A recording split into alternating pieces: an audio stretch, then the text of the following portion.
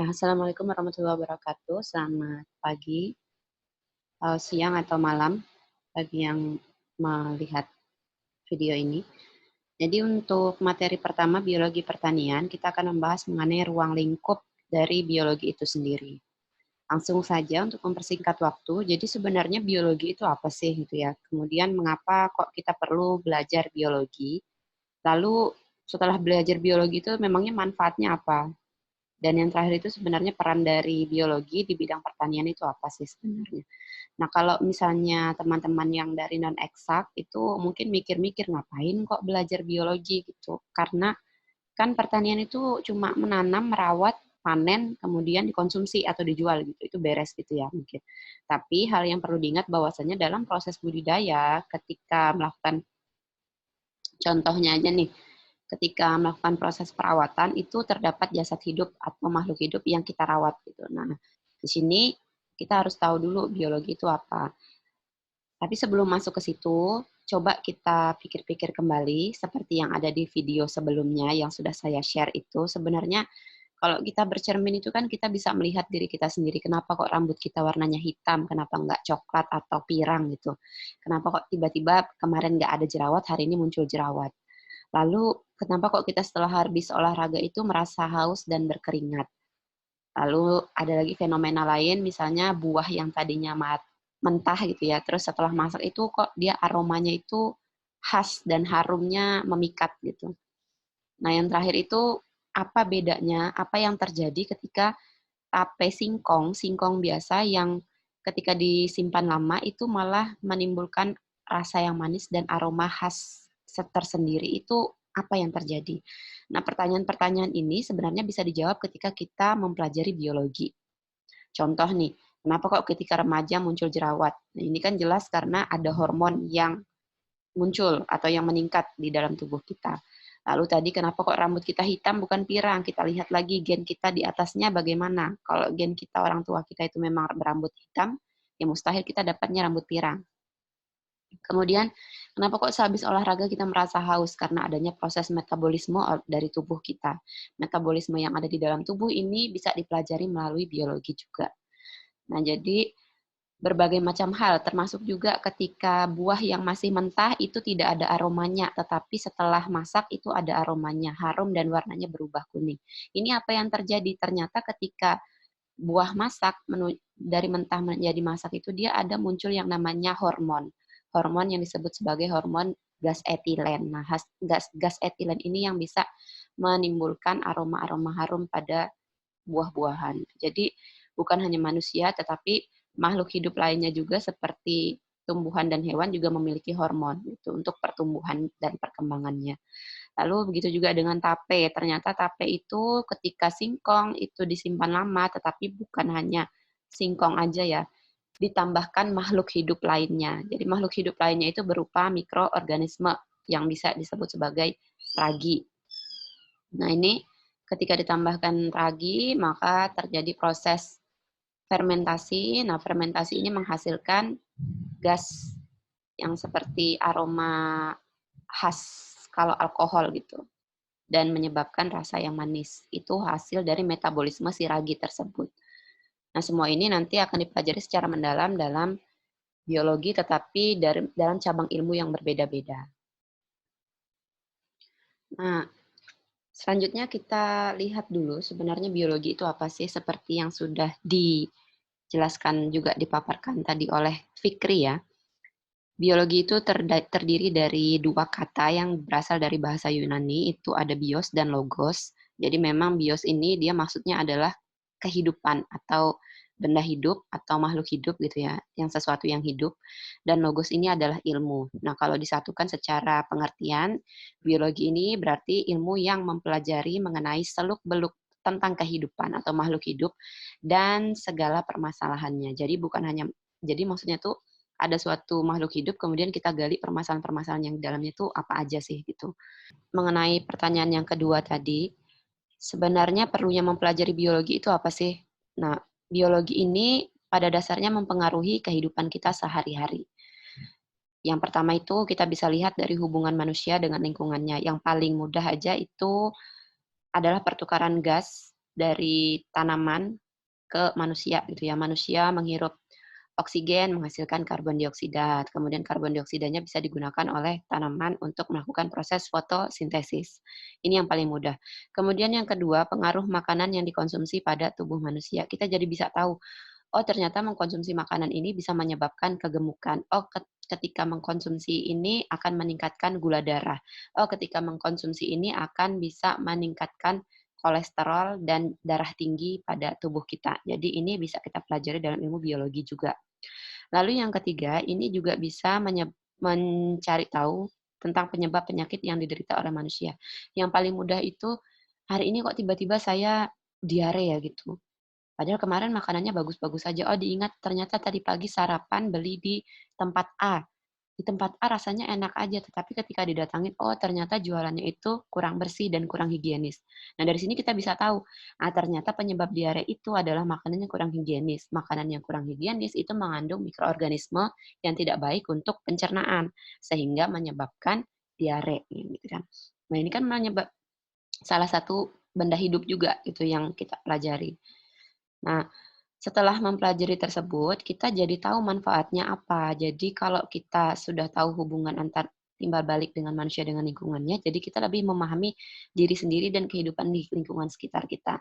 Lalu yang kedua, kita juga bisa meningkatkan kualitas hidup kita. Kalau kita kondisi tubuh kita memang sudah kelebihan gula darah, jadi kita tahu oh ternyata mengkonsumsi nasi yang berlebihan bisa meningkatkan gula darah kita. Jadi tidak boleh mengkonsumsi nasi putih, maka carilah alternatif lainnya. Nah, ini kita jadi kualitas hidup kita jadi sedikit-sedikit itu menjadi lebih baik kalau kita paham dan mengikuti pemahaman kita dengan baik juga. Kemudian yang terakhir memperhatikan dan lebih bijak terhadap lingkungan sekitar. Nah, ini kayak menjaga ekosistem, kan kita sudah tahu kalau misalnya buang sampah sembarangan, kemudian menebang pohon dan lain sebagainya ini kan akan menyebabkan kerusakan alam. Nah, kerusakan alam ini akan menyebabkan keseimbangan ekosistem ini jadi terganggu gitu. Nah, keseimbangan ekosistem juga ada pengaruhnya dalam biologi gitu. Jadi sebenarnya semua yang ada di sekitar kita dalam kehidupan sehari-hari itu berhubungan dengan biologi. Nah, ruang lingkup biologi itu kalau dibagi-bagi berdasarkan cabang ilmunya sendiri itu ada 4. Jadi berdasarkan tingkat organisasi kehidupannya, kemudian berdasarkan kelompok organismenya, lalu berdasarkan aspek kehidupan dan kaitannya dengan ilmu-ilmu lain. Nah, kalau berdasarkan tingkat organisasi kehidupan, itu bisa dipelajari dalam biologi molekuler. Lalu bisa dipelajari juga dari sitologi mengenai kehidupan sel, tingkat sel. Jadi secara mendalam untuk sel-sel ini tingkat kehidupannya itu dikaji dalam ilmu sitologi. Lalu untuk yang tingkat jaringan itu dia namanya histologi. Sementara untuk yang anatomi dan fisiologi ini dia merupakan ilmu yang lebih mempelajari mengenai organ-organ dari suatu organisme. Nah, jadi kalau manusia berarti mempelajari tentang paru-paru, kemudian jantung, ginjal, pencernaan, dan lain sebagainya. Nah, kalau biologi perkembangan ini lebih membahas ke individu atau organisme tertentu.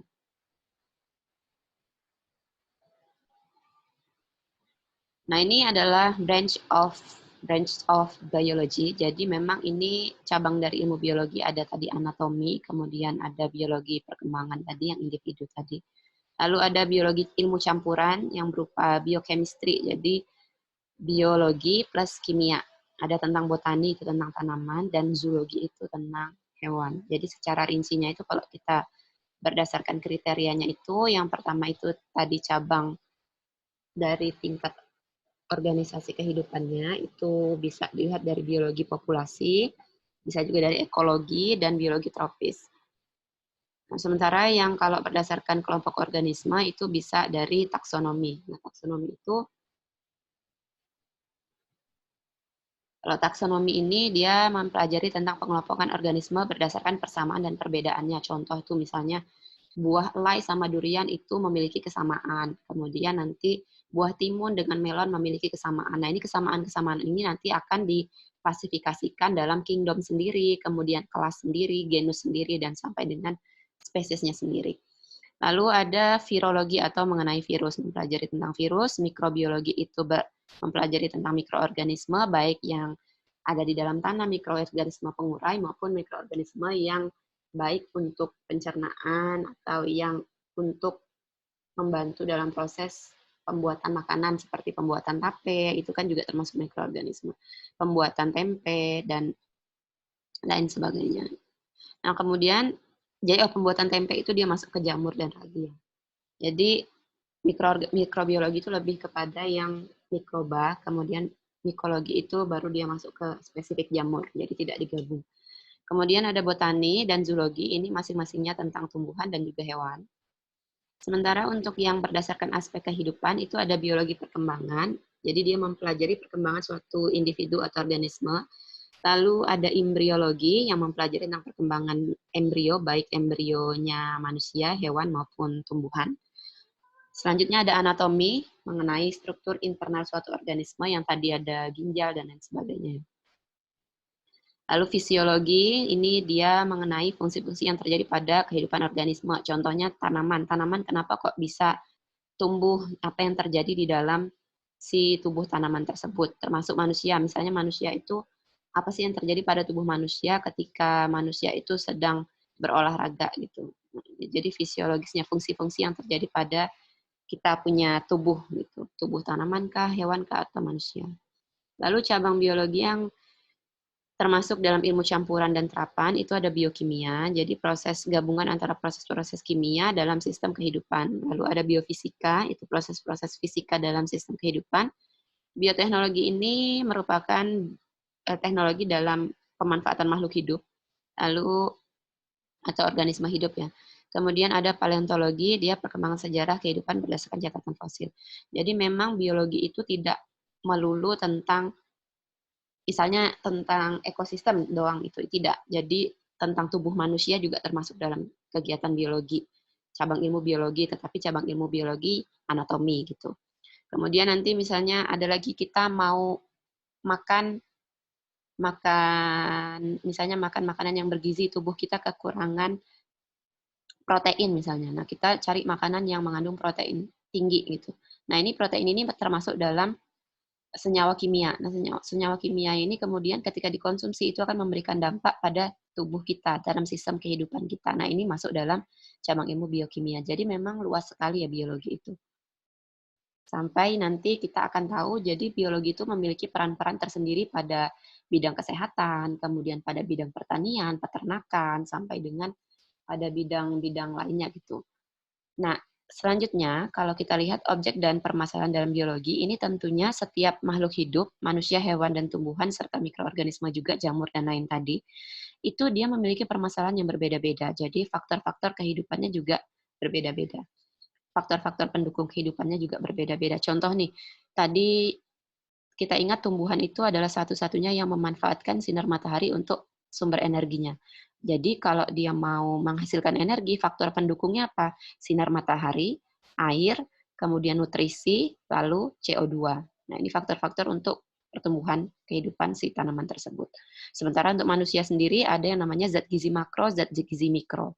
Nah, makro itu ada karbohidrat, protein, lemak, kemudian yang mikronya itu ada vitamin dan mineral. Jadi memang beda organisme itu beda juga faktor-faktor pendukung dalam kehidupannya sehari-hari dan dalam proses pertumbuhan dan perkembangannya itu maksudnya ya. Nah, makhluk hidup ini dia objek biologi yang dikelompokkan dalam sistem pengelompokan yang selalu berkembang. Jadi ada dikelompokkan dalam sistem kingdom. Nah, kalau kita lihat di sini, kingdom itu ada yang dimulai dari 2 kingdom sampai dengan 6 kingdom. Jadi gampangannya sistem 2 kingdom itu terdiri dari plantae dan animalia. Nanti sistem 3 kingdom itu plantae dan animalia ditambah dengan fungi. Lalu yang 4 kingdom ada fungi, plantae dan animalia ditambah dengan monera. Jadi saling menambahkan aja. Yang sistem 5 kingdom ditambah dengan protista. Yang sementara sistem 6 kingdom ditambah dengan virus. Nah, kalau secara ini the six kingdom of life ada animalia, plantae, fungi, protista, bakteria. Nah, ini salmonella nih sebenarnya, hanseatic bakteria. Nah, di sini ada sistem 2 kingdom. Kalau kita lihat secara contohnya, untuk plantae itu dan animalia terdiri dari plantae dan animalia.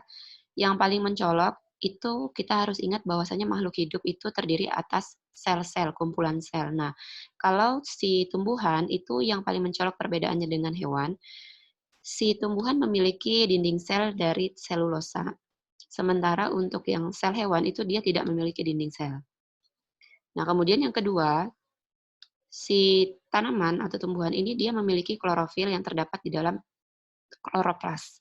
Nah, sementara untuk yang hewan itu dia tidak memiliki klorofil. Oleh karena itu, si tanaman ini satu-satunya yang dapat melakukan proses fotosintesis untuk menghasilkan energinya berupa cadangan makanan tadi untuk proses pertumbuhan dan perkembangan si tanaman tersebut.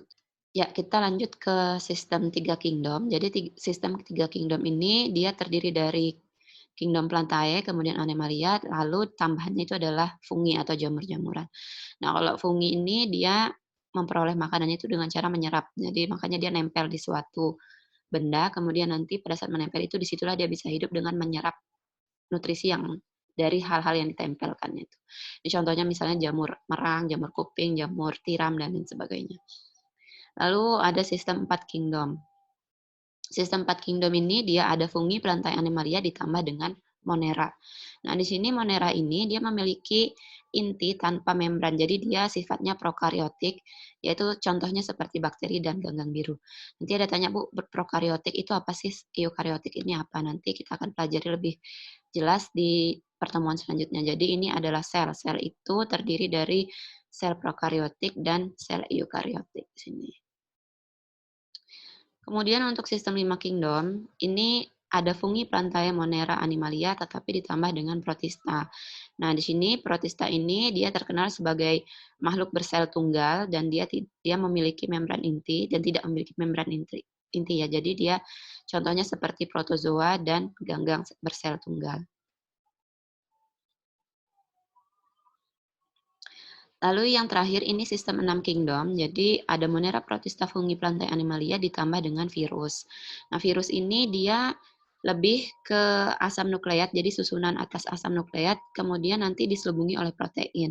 Nah, hidupnya si virus itu di inang, jadi sama seperti virus COVID-19 yang sekarang sedang melanda kita ini, dia sebenarnya tidak akan bisa hidup tanpa adanya inang.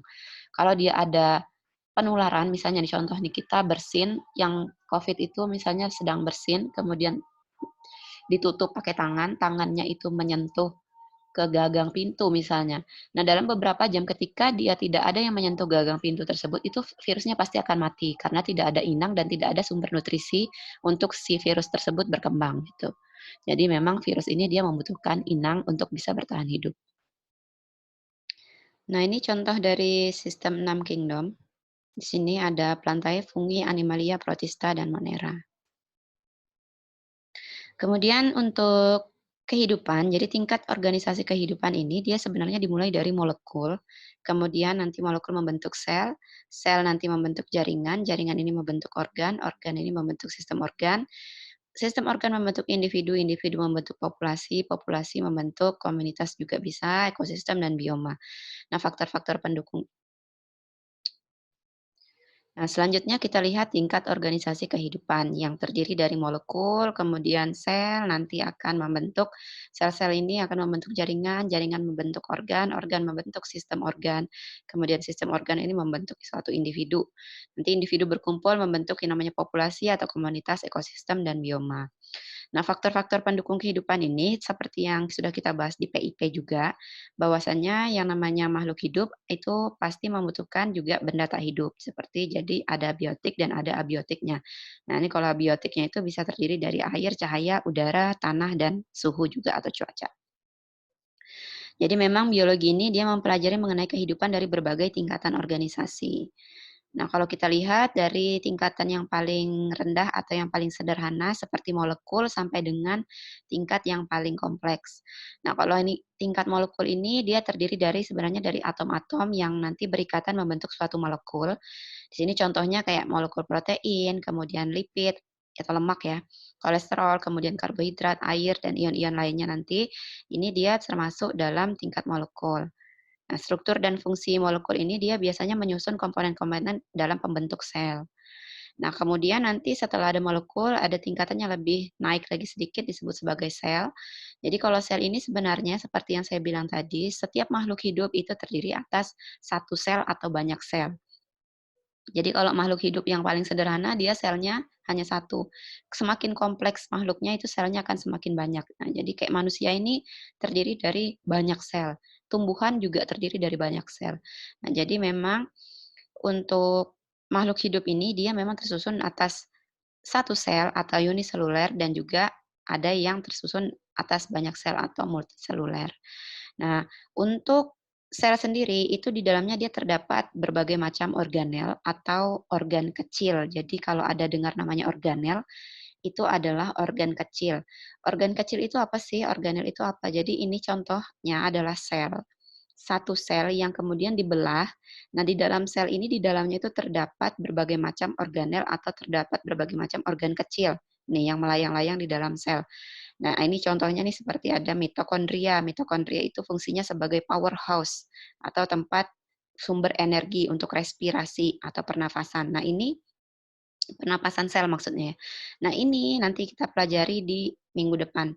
Ada juga di sini ada kloroplas. Di dalam kloroplas itu ternyata ada klorofil. Jadi klorofil inilah yang fungsinya untuk menangkap sinar matahari agar tanaman tersebut bisa melakukan proses fotosintesis. Nah, lalu ada badan Golgi, ada retikulum endoplasma di sini. Nah, ini macam-macam di sini.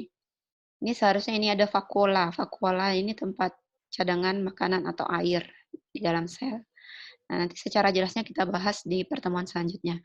Nah, untuk contohnya itu misalnya ada sel saraf atau sel di dalam tanaman itu sel apa gitu ya macam-macam. Nah, ilmu yang mempelajari tentang sel secara mendalam itu disebut sebagai ilmu sitologi. Tadi kita sudah bahas bahwasanya cabang ilmu itu banyak. Nah, kalau cabang ilmu biologi berdasarkan tingkat organisasi kehidupannya itu adalah sitologi yang mempelajari tentang sel. Nah, kalau nanti ada banyak sel yang memiliki bentuk dan fungsi yang sama, ini nanti akan membentuk suatu jaringan. Jadi jaringan ini merupakan kumpulan dari banyak sel yang memiliki bentuk dan susunan serta fungsi yang sama. Nah, kumpulan sel ini biasanya bekerja untuk menjalankan tugasnya sesuai dengan fungsinya masing-masing. Contoh yang paling mudah itu misalnya kalau dalam tanaman itu jaringan epidermis tanaman, jadi jaringan kulit terluar tanaman itu. Sama juga manusia ada jaringan epidermisnya kan. Jadi kulit terluar nanti itu dia berfungsi untuk me, apa ya namanya memantulkan debu-debu, kemudian menyaring-nyaring segala komponen-komponen berbahaya dari luar gitu. Nah, ini kalau dia ilmu biologi, ini dia dipelajari secara mendalam dalam histologi. Jadi cabang ilmu histologi. Lalu untuk tingkat organisasi kehidupan selanjutnya itu adalah organ. Setelah ada jaringan, jaringan ini berkumpul menjadi satu membentuk organ. Nah, jadi organ ini adalah kumpulan jaringan yang berbeda-beda tetapi nanti akan menjalankan satu fungsi yang sama. Contohnya ini seperti jaringan berbagai jaringan yang berkumpul menjadi satu dalam membentuk ginjal misalnya. Jadi ginjal ini nanti di dalamnya itu ada berbagai macam jaringan-jaringan seperti jaringan epitel, jaringan otot, jaringan darah, jaringan saraf, ini semuanya ada membentuk menjadi ginjal. Begitu juga dengan jantung. Jadi organnya jantung, di jantung ini terdiri berbagai macam jaringan. Lalu ini ada organisasi tingkat kehidupan organ. Nah, nanti setelah jaringan membentuk organ, organ-organ berkumpul menjadi satu untuk menjalankan suatu fungsi tertentu, itu disebut sebagai sistem organ. Nah, contohnya nih, sistem pernafasan terdiri dari paru-paru, kemudian eksofagus. Kemudian nanti ada sistem pencernaan. Ini terdiri dari lambung, usus kecil, dan usus besar ini. Nah, jadi dia membentuk suatu sistem organ. Fungsinya apa? Fungsinya sistem pernafasannya fungsinya untuk proses pernafasan. Fungsinya sistem pencernaan, fungsinya untuk proses pencernaan. Setelah ada sistem organ, ini sistem organ berkumpul menjadi satu, itu membentuk suatu individu. Jadi memang sistem organ, berbagai macam sistem organ itu berkumpul untuk agar suatu individu itu dapat berfungsi dengan baik dalam menjalankan kehidupannya sehari-hari. Jadi memang adanya berbagai sistem organ yang fungsinya berbeda-beda membuat suatu individu dapat melakukan kehidupannya dengan baik. Lalu setelah ada tingkat individu, ini dia nanti individu ini juga nanti akan berkumpul menjadi satu dalam suatu habitat, jadi jenisnya sama, ini dia melakukan proses perkembangbiakan, kemudian melakukan proses kehidupan bermasyarakat. Di sini tergantung dari jenisnya masing-masing, berkumpul menjadi satu. Ini contohnya misalnya bebek. Bebek kan nggak mungkin menikah atau kawin dengan ayam, sorry. Dengan kawin dengan ayam kan nggak mungkin. Kemudian ulat bulu kawin dengan belalang kan nggak mungkin. Jadi dia memang berkumpul menjadi satu. Gitu. Lalu nanti ada yang namanya komunitas. Jadi komunitas ini dia dibentuk dalam suatu maksudnya itu dia jenisnya itu sama. Jadi kalau ada yang akuatik, contohnya akuatik itu maksudnya yang dia komunitas yang hidup di dalam air dan ada yang komunitas yang hidup di dasar gitu, di apa kok di dasar sih? Di daratan, sorry. Nah, jadi ada yang akuatik, ada yang terestrial sini. Ini ada contohnya nih komunitas akuatik yang hidup di laut, danau, kemudian kalau yang terestrial ada yang hidup di padang rumput, padang pasir, kebun raya, di rumah, mau pokoknya di atas daratan gitu. Nah, sementara untuk tingkat ekosistem, jadi di sini dia ada yang kita pelajari kemarin, itu ada yang biotik, ada yang abiotik. Jadi memang ini hubungan antara makhluk hidup dengan lingkungannya. Jadi memang makhluk hidup itu tidak bisa berdiri atau hidup sendiri, itu tetap membutuhkan komponen abiotik untuk bisa bertahan hidup. Nah, ini contoh dalam ekosistem rantai makanan. Ada tanaman yang merupakan produsen primer atau produsen utama, dia menghasilkan cadangan makanan sendiri, kemudian nanti dimakan oleh si kelinci, lalu kelinci nanti dimakan oleh rubah, rubah nanti entah dimakan oleh elang, pas mati dimakan oleh elang misalnya nanti, atau enggak, kalau sudah mati ya mati. Nah, nanti kalau mati siapa yang mengkonsumsi, bukan dikonsumsi lagi, tetapi diuraikan oleh mikroorganisme. Nanti mikroorganisme kemudian menghasilkan nutrisi-nutrisi yang baik untuk tanaman. Jadi kembali lagi itu berputar. Kemudian ada yang tingkat bioma. Nah, ini bioma ini merupakan suatu dataran yang luas yang dibentuk oleh ekosistem dalam skala besar terjadi karena adanya interaksi iklim dan keanekaragaman hayati atau kok hayati siapa makhluk hidup ya hayati dan mikroorganisme dan hewan gitu. Jadi dia contohnya nih ada bioma tundra, bioma gurun, ada bioma savana di sini.